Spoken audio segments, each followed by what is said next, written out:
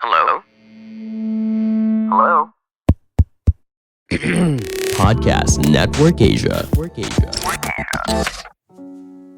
Setiap momen adalah hal yang spesial karena hanya terjadi satu kali seumur hidup. Halo semuanya, nama saya Michael. Selamat datang di channel saya, Sikutu Buku. Kali ini saya akan bahas buku Ichigo Ichi karya Hector Garcia dan Frances Miralles. Sebelum kita mulai, buat kalian yang mau support channel ini agar terus berkarya, caranya gampang banget. Kalian cukup klik subscribe dan nyalakan loncengnya. Dukungan kalian membantu banget supaya kita bisa rutin posting dan bersama-sama belajar di channel ini. Buku ini membahas seni orang Jepang dalam menikmati setiap momen. Perlu kamu ketahui, setiap momen sangat berharga karena tidak akan ada momen yang sama lagi di masa depan. Ide ini juga seringkali diucapkan saat menyambut seseorang atau saat mengucapkan selamat tinggal. Hal ini untuk memberitahu lawan bicara kita kalau pertemuan tersebut merupakan hal yang unik dan spesial. Hector dan Frances pertama kali menemukan kata Ichigo Ichi di sebuah tempat minum teh yang ada di Kyoto saat hujan deras. Makna dari kata ini bisa dijabarkan seperti ini. Apa yang sedang kita alami sekarang tidak akan pernah kembali lagi. Oleh karena itu, kita harus menghargai setiap momen seperti harta karun yang berharga. Di era di mana kita dipenuhi banyak gangguan dan budaya gratifikasi instan, membuat kita kadang gagal untuk mendengar dan berada seutuhnya di setiap momen kehidupan. Saya merangkumnya menjadi 3 hal penting dari buku ini. Pertama, apa itu Ichigo Ichi? Ada sebuah kisah legenda Tibet yang menjelaskan konsep Ichigo Ichi. Suatu hari, seorang pemburu mengejar rusa di puncak gunung bersalju di Himalaya. Hingga akhirnya, tanpa disadari, dia sampai ke sebuah tempat di mana gunung tersebut terbagi menjadi 2. Penasaran dengan apa yang ada di baliknya, pemburu itu berusaha mendekat. Tiba-tiba saja muncul seorang kakek dengan jenggot panjangnya yang mengajak pemburu itu untuk masuk dan melihat apa yang ada di baliknya. Mereka melewati jalan yang hanya bisa dilewati 1 orang saja. Setelah menyusuri jalan tersebut, pemburu itu kaget melihat pemandangan yang ada di depan matanya. Dia melihat sebuah taman yang subur, dipenuhi banyak buah, dan sinar matahari yang hangat. Kakek itu bertanya, "Apakah kamu menyukai pemandangan tersebut?" Pemburu itu sangat bersemangat dan bilang tentu saja. Kakek itu bertanya lagi, "Apakah kamu ingin tinggal di sana?" Pemburu itu menjawab, "Iya, tentu saja. Tapi sebelumnya, saya ingin memberitahu saudara dan teman saya dulu. Nanti saya akan kembali lagi bersama mereka."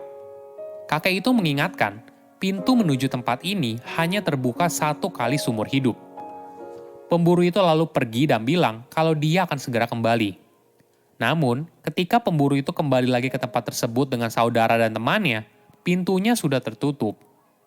Ichigo Ichi ibaratnya merupakan undangan yang berarti sekarang atau tidak sama sekali. Walaupun kita bertemu orang tersebut berkali-kali, namun di setiap kesempatan, kita dan orang tersebut bukanlah orang yang sama.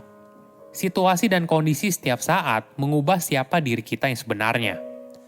Ichigo Ichi juga dijelaskan dengan sangat baik melalui upacara minum teh yang merupakan salah satu dari budaya Jepang.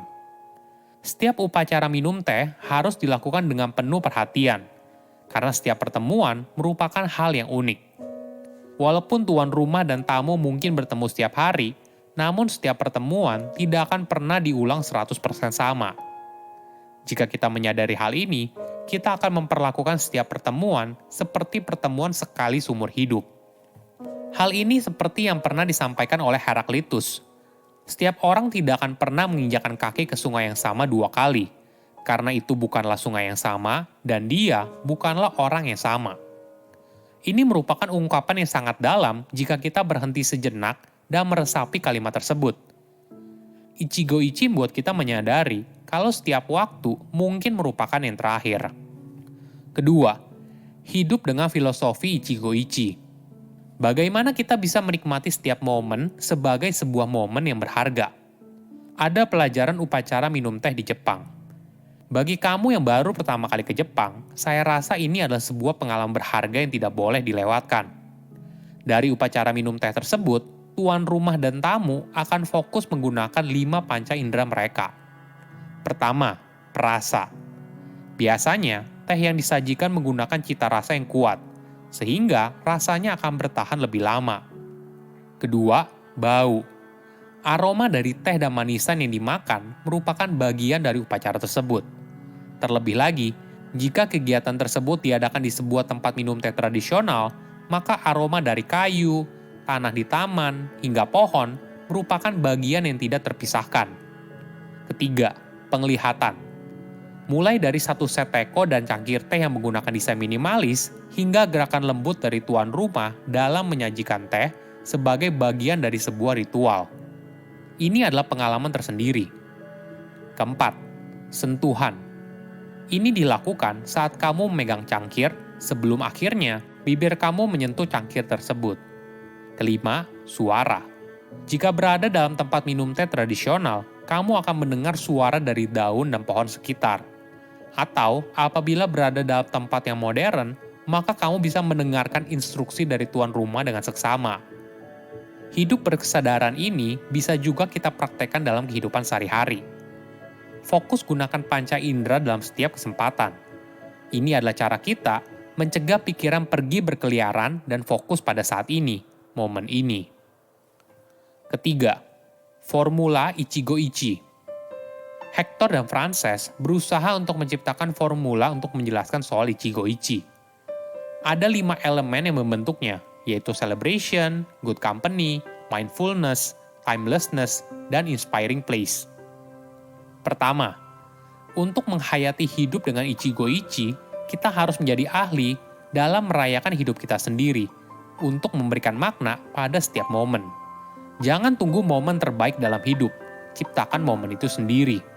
Cara sederhananya bisa dengan membuat jurnal dan menuliskan setiap momen keberuntungan dalam hidup. Hal ini akan membuat kita menjadi lebih peka. Kedua, teman yang baik juga penting. Tentu saja, kita tidak mau dong momen kita dirusak oleh orang yang negatif. Jika kamu punya kesempatan untuk memilih, kelilingi dirimu dengan orang yang mampu menghargai keindahan setiap momen dan punya keahlian untuk mendengar dengan baik. Ketiga, carilah tempat yang sesuai untuk bertemu. Beberapa tempat dapat menciptakan perasaan dan percakapan yang baik. Misalnya, udara yang sejuk di pegunungan dan sawah membuat diri kita menjadi lebih rileks. Keempat, untuk menciptakan momen Ichigo-ichi, kita bisa mulai menikmati setiap momen menggunakan panca indera. Ingat, pikiran yang berkeliaran di masa lalu dan di masa depan boleh dibilang tidak ada gunanya. Kamu tidak akan bisa mengubah apa yang terjadi di sana. Kamu juga tidak tahu apa yang akan benar-benar terjadi. Tapi, di momen ini, semua kemungkinan yang ada di dunia sangat mungkin terjadi.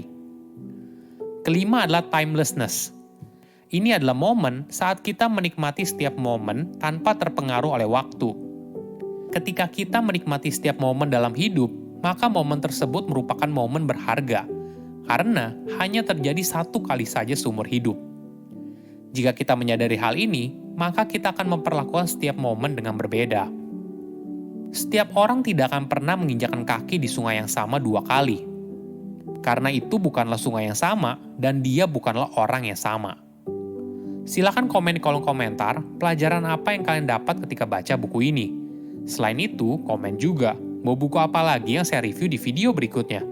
Saya undur diri, jangan lupa subscribe channel YouTube Sikutu Buku. Bye-bye. Pandangan dan opini yang disampaikan oleh kreator podcast, host, dan tamu tidak mencerminkan kebijakan resmi dan bagian dari podcast Network Asia. Setiap konten yang disampaikan mereka di dalam podcast adalah opini mereka sendiri dan tidak bermaksud untuk merugikan agama, grup etnik, perkumpulan, organisasi, perusahaan, perorangan, atau siapapun dan apapun.